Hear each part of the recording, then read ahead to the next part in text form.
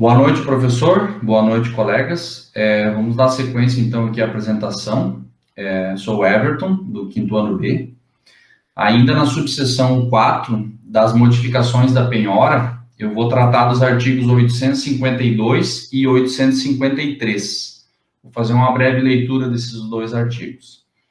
O artigo 852 vai dizer que o juiz determinará a alienação antecipada dos bens penhorados quando, no inciso 1, se tratar de veículos automotores, de pedras e metais preciosos e de outros bens móveis sujeitos à depreciação ou à deterioração. No inciso 2, quando houver manifesta vantagem. No artigo 853, quando uma das partes requerer alguma das medidas previstas nesta subseção, o juiz ouvirá sempre a outra no prazo de 3 dias antes de decidir. Parágrafo único. O juiz decidirá de plano qualquer questão suscitada.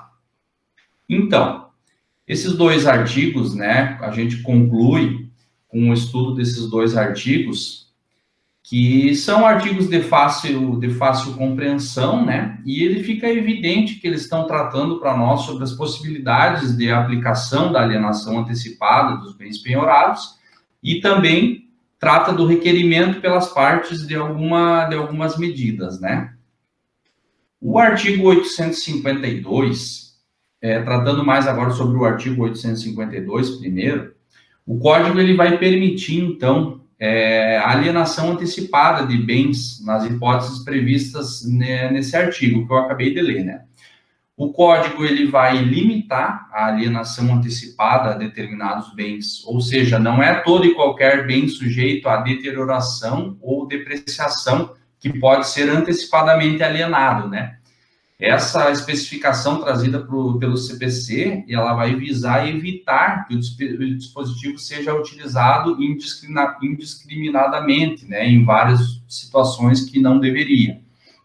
O inciso 1º do artigo 852, ele traz para nós a alienação antecipada de veículos, automotores, de pedras, metais preciosos e outros bens que estão sujeitos à depreciação ou deterioração.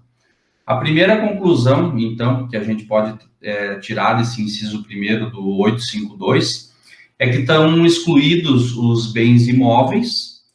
Uma segunda conclusão que a gente tira é que os bens especificamente indicados ali no inciso 1º, que são os veículos automotores, as pedras e os metais, eles devem ser alienados antecipadamente, independentemente da comprovação do perigo de deterioração ou depreciação, no caso concreto, né? Então, o que a gente tem?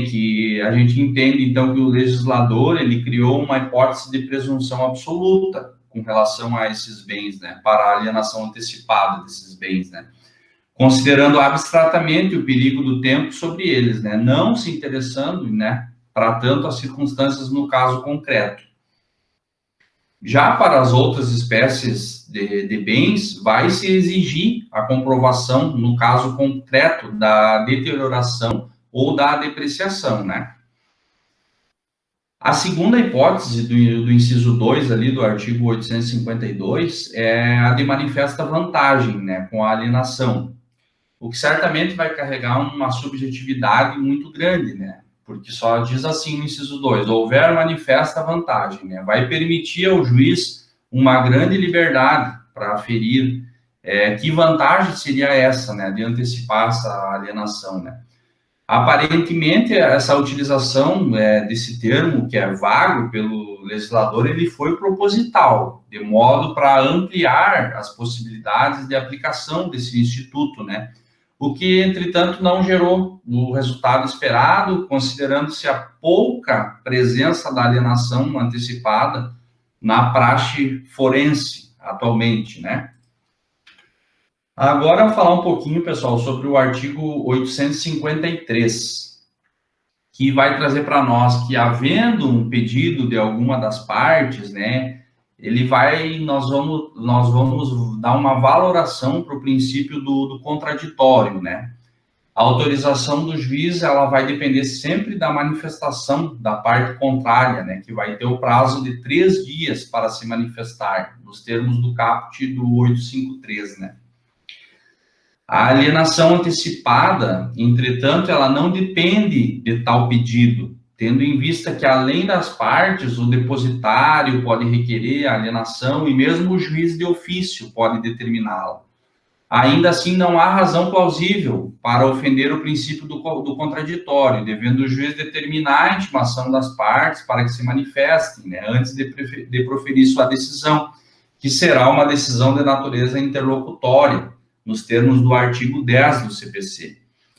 E é importante frisar que dessa decisão caberá recurso de agravo por instrumento. Então, para finalizar, eu trouxe aqui uma jurisprudência do STJ, bem simples, né? Que caso não seja respeitado o comando do caput do 853, né, que eu acabei de ler, o STJ, através da sua 5ª turma, por meio de um recurso especial, julgado em 2008, ele assevera que existirá nulidade. Vai existir uma nulidade se o caput do 853, que vai tratar da questão ali do prazo de 3 dias e que as partes devem ser ouvidas, né? Então, vai haver uma nulidade caso não seja respeitado o caput desse artigo, uma jurisprudência que eu trouxe do STJ.